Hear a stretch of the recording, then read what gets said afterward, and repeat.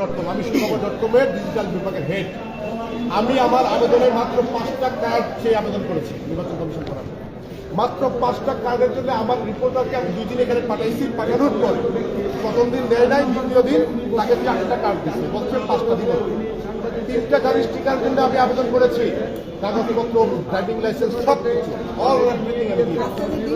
আমি সেখানে 3টা স্টিকারের মধ্যে তারা 3টা স্টিকার দিচ্ছে, বলছে বড় অফিসার না করছে, যা বলছে তাই, যা বলছে তাই নাকি তার বাপের সম্পদ, তার বাপের দুলের দাম, যে আমাকে দয়া দক্ষিণা করছে। সাংবাদিক প্রতি অসুস্থ মূর্খ এখানে লাইনে বার করে আছে, ভুল টুকরো ব্যবহার করেছে। এখানে এক অফিসার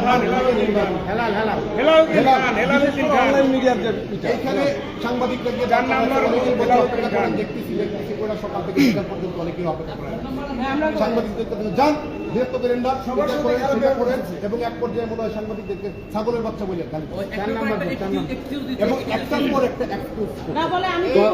সাংবাদিকদেরকে কার্ড দিতে গিয়ে তাদের তো আপত্তি কেন?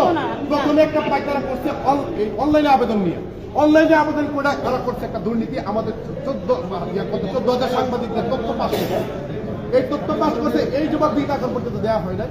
এখন এখানে আসছে যারা সেকেন্ড টাইম, যাদেরকে প্রথমবার দেওয়া হয় নাই, কোনো এক্সকিউজ দেখানো হয়েছে, এটা সেটা ঝামেলা শেষ নাই, ঝামেলার এত শেষ নাই। তাহলে আমাদের যে 14,000 সাংবাদিকদের তথ্য প্রকাশ করলো, উন্মুক্ত করলো, এই জবাব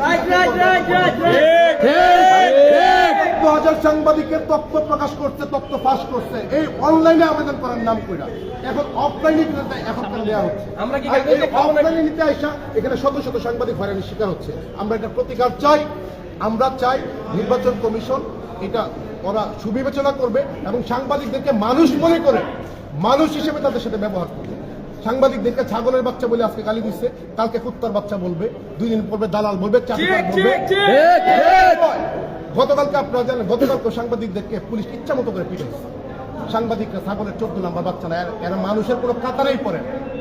যে যেমনি পারতেছে সাংবাদিকদের সাথে ওই ধরনের ট্রিট করছে। ভয় সুষ্ঠু সমাধান চাই এই নতুন বাংলাদেশে। আগে তো শেখ হাসিনার অমুক ছিল, শেখ হাসিনার প্রমুখ ছিল, এখন তো ইউনূস সরকারের অমুক প্রমুখ। আমরা চাই ইউনূস সরকারের আমলে ছাত্ররা রক্ত দিয়ে এই ইন্টারিম সরকার গঠন করছে, এই সরকারের আমলে সবাই নাগরিক অধিকার পাবে, আর বিশেষ করে সাংবাদিকরা সম্মান নিয়ে অন্তত এখান থেকে এসে বিদায় হবে। উনি কত নম্বরে ছিল? 4 নম্বর পদবী কি? প্রথম 2 তারিখ আমরা জমা দিলাম, উনি বললো আমাদের তো সব তালিকা অভিযোগটা কি আপনাদের? আমাদের যেরকম আমাদের সাংবাদিক বহু 15 জন সাংবাদিক আছে, তা প্রথমে আমরা 15 জনের তালিকা দিচ্ছি, তো উনি বললো ঠিক আছে।